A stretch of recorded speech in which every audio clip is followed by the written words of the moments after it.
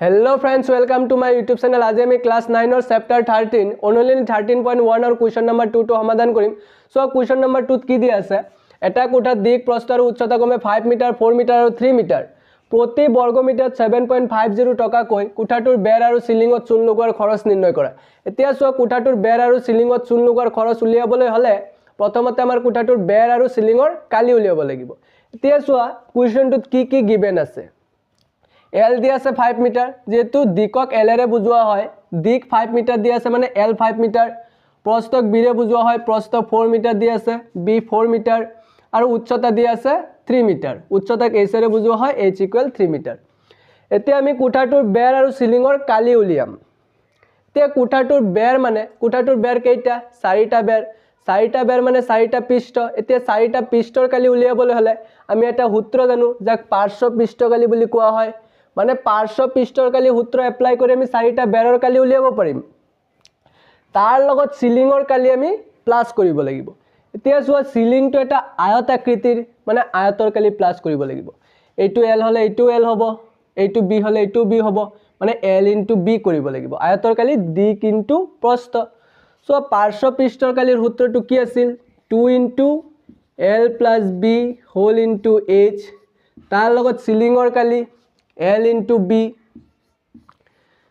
Sir আমাৰ স্কুলত তো এনেকে লিখিছে এইটো সূত্ৰ যে 2H L + B আৰে H টো পিছতো লিখিব পাৰো মই H টো পিছত লিখিছো পাৰ্শ্ব পৃষ্ঠৰ কালি 2 * L + B হোল * H তাৰ লগত সিলিংৰ কালি L * B।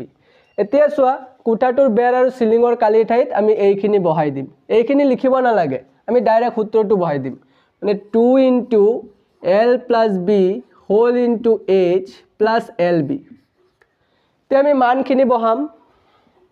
সো 2 * L ৰ কাৰণে 5 মিটাৰ L ৰ কাৰণে 5 B দিয়া আছে 4 ইনটু H ৰ মান দিয়া আছে 3 প্লাস LB L ৰ মান দিয়া আছে 5 * 4।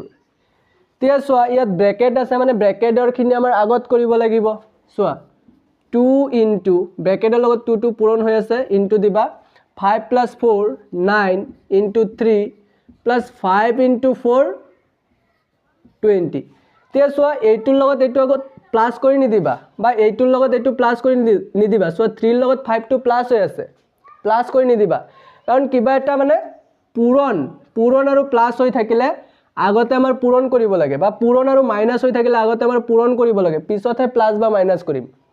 এতিয়া সোয়া এই তিনিটা পূৰণ কৰা 2 লগত 9 পূৰণ কৰিলে 18 লগত 3 পূৰণ কৰিলে 54 প্লাস 20 এতিয়া প্লাস কৰিবা আগতে এইটোৰ লগত এইটো প্লাস কৰি নিদিবা কাৰণ পূৰণ আৰু প্লাস হৈ থাকিলে আমি আগতে পূৰণ কৰিম বা মাইনাস হৈ থাকিলে আগতে আমি পূৰণ কৰিম।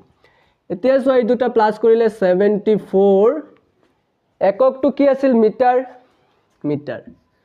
এতিয়া সোয়া যেহেতু কালি উলিয়াব দিছে সেই কাৰণে এককৰ স্কয়াৰ দিব লাগিব। মিটাৰ থাকিলে মিটাৰ স্কয়াৰ সেন্টিমিটাৰ থাকিলে সেন্টিমিটাৰ স্কয়াৰ। গতিকে আমি কোঠাটোৰ বেৰ আৰু কালি পালো 74 মিটাৰ স্কয়াৰ। এতিয়া এই 74 মিটাৰ স্কয়াৰত চূণ লগাব দিয়া আছে প্ৰতি বৰ্গ মিটাৰত 7.50 টকা কৈ কোঠাটোৰ বেৰ আৰু চূণ লগোৱাৰ খৰচ নিৰ্ণয় কৰিব লাগে। মানে প্ৰতি বৰ্গ মিটাৰত 7.50 টকা খৰচ হয়। এতিয়া প্ৰতি বৰ্গ মিটাৰ মানে 1 বৰ্গ মিটাৰ। সো 1 বৰ্গ মিটাৰ মানে কিমানখিনি এইফালে 1 মিটাৰ এইফালে 1 মিটাৰ এইফালে 1 মিটাৰ এইফালে 1 মিটাৰ এইখিনি হল 1 বৰ্গ মিটাৰ মানে আমি যাক 1 মিটাৰ স্কয়াৰ বুলিও ক'ব পাৰি। মানে 1 মিটাৰ স্কয়াৰত ৰং লগালে বা চূণ লগালে কিমান খৰচ হয় 7.50 টকা। তে কিমান মিটাৰ স্কয়াৰত ৰং দিব 74 মিটাৰ স্কয়াৰ কাৰণ কোঠাটোৰ বেৰ আৰু সিলিংৰ কালি 74 মিটাৰ স্কয়াৰ। এতেকে আমাৰ লিখিব লাগিব 1 মিটাৰ স্কয়াৰত বৰ্গ মিটাৰ মানে মিটাৰ স্কয়াৰ বৰ্গ সেন্টিমিটাৰ মানে সেন্টিমিটাৰ স্কয়াৰ 1 মিটাৰ স্কয়াৰত চূণ লগোৱাৰ খৰচ কিমান আছে 7.50 টকা। কিমান মিটাৰ স্কয়াৰত চূণ লগাব 74 মিটাৰ স্কয়াৰ। এতেকে 74 মিটাৰ স্কয়াৰত চূণ লগোৱাৰ খৰচ কি কৰিব লাগিব চোৱা 1 মিটাৰ স্কয়াৰত আছে 7.50 টকা 74 মিটাৰ স্কয়াৰত লগাব মানে বেছি হ'ব 1 মিটাৰ স্কয়াৰত ইমান টকা 74 মিটাৰ স্কয়াৰত বেছি হ'ব সেই কাৰণে আমাৰ পূৰণ কৰিব লাগিব 7.50 লগত এইটো পূৰণ কৰিব লাগিব ইনটু 74 টকা সো পূৰণ কৰি কিমান হয় এইটো 750 শূন্যটো দিব নালাগে পূৰণ কৰাৰ ক্ষেত্ৰত পিছত শূন্যটো বহাই দিবা 4 5 গুণ 20 4 7 গুণ 28 29 30 আৰু 7 5 গুণ 35 7 7 গুণ 49 আৰু 3 52 তেছো 0 5 5 5 শূন্যটো পূৰণ কৰা নাছিল এটো শূন্যটো বহাই দিলো চোৱা 5 5